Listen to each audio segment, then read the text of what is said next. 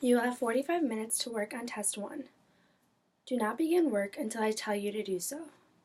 During this test time, you are to work only on test 1. If you finish before time is called, recheck your work, then place your answer document inside your test booklet and close the cover.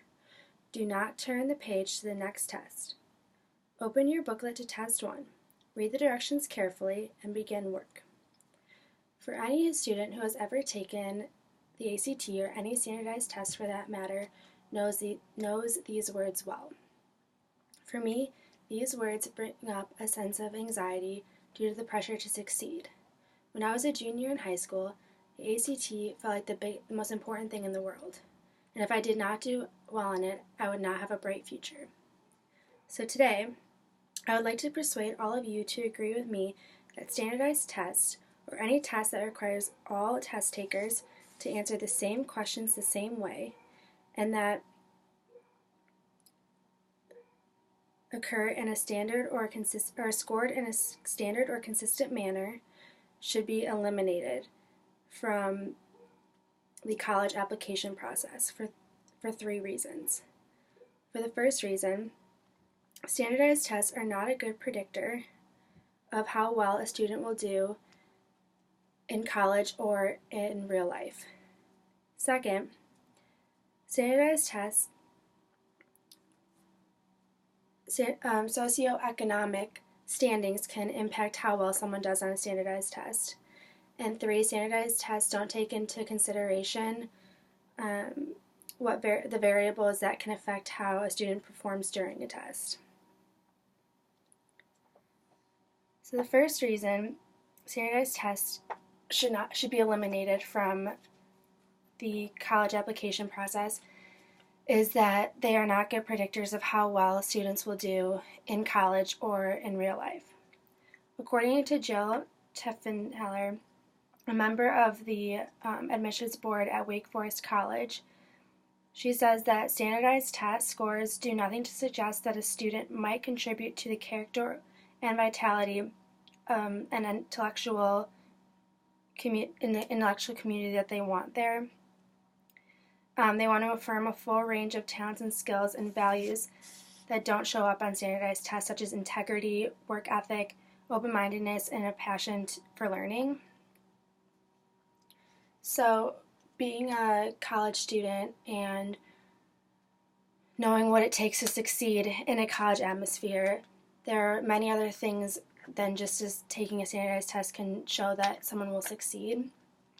For example, in a college atmosphere, needing to ask questions and working well with others and really wanting to learn information, doing research, and learning about a topic before taking a test or doing an assignment goes a long way. Also, according to the Harvard Dean of Admissions, people with very high test scores coming into Harvard do little better than those with low test scores, but not a lot better. So this proves that just because someone tests well does not necessarily mean that they're going to do better than someone that doesn't test well. And lastly, in fact, William Hess, former Bates College admissions dean, and researcher Valerie Franks conducted a study of 123,000 students' records from 33 colleges with test-optional admissions policies, analyzing the high school GPAs and graduation rates of the two groups. They concluded that high school GPA was better at predicting success in college than any standardized test. So this shows that there are better ways to predict how well a student will do, and that standardized tests really aren't necessary for prediction. And personally, I had a high GPA in high school, but due to testing anxiety and just not testing well, I don't get good scores on standardized tests. But if they weren't required for me, I probably would have applied to schools that I would never even dream of applying to. Another reason standardized tests should be eliminated from the college application process is that socioeconomic standings can have an impact on how well a student will do. Alfie Kohn, who has a master's in social science at University of Chicago, writes in his article that Research has repeatedly found that the amount of poverty in the communities where schools are located, along with other variables that have nothing to do with what happens in classrooms, accounts for a great majority of the differences in test scores from one area to the next. William Crane, in his article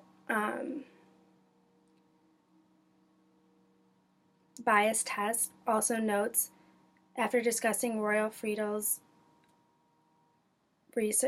who is a recently retired ETS scientist, research that academic preparation and special tutoring are very important considerations when looking at the differences between SAT scores of people with high economic standings and low incomes. So for those who are fortunate enough to be able to afford test like tutors, preparation tutors, the books that give you all the tips and the practice tests inside of them, will have a higher advantage than those who can't afford that. Also, it costs money to take the test, so some people are fortunate enough to be able to take the test multiple times, while others can only afford to take it one time. So some people can take the test to get as many until they get the desired score that they want. The last reason I think that standardized tests should be eliminated from the college application process is that they don't take into consideration the effects student performance has on the test. According to Alvy Cohn again in her article, the effects that student performance on the test, the case against the standard testing, raising the scores, ruining the schools, discussed that it is assumed that tests provide objectivity because of the precise numerical scores that is assigned to students, but these results emerge from the interaction of two sets of humans, the two humans being the invisible adults who make up the test questions and the rows of kids in the desks. So this shows that every student in taking the test is different. Some suffer from testing anxiety, which can help make them not perform well. Just that they're being tested on that one particular day, so if they have a bad day, that can affect their test. Some people are slower readers than others. Some people don't do well with time pressure, so just even knowing that there is a time restraint can have an effect on how well the student will perform. But on the other hand, standardized testing can be good for one reason, and that reason being that tests apply a common standard and a consistent material on which the students are evaluated. The tests do not take into consideration one's race, background, or school, which makes them objective. Though factors such as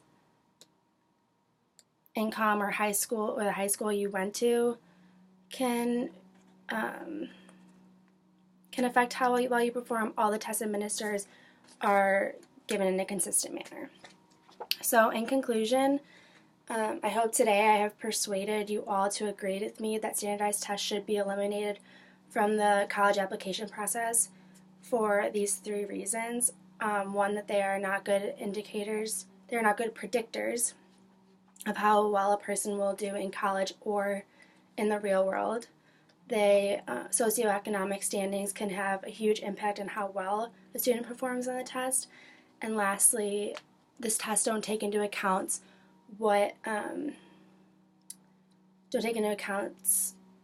how variables that will affect human performance on a particular day.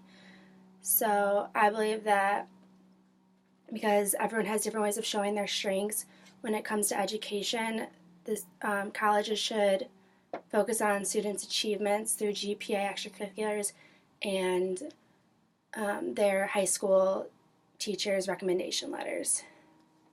Thank you.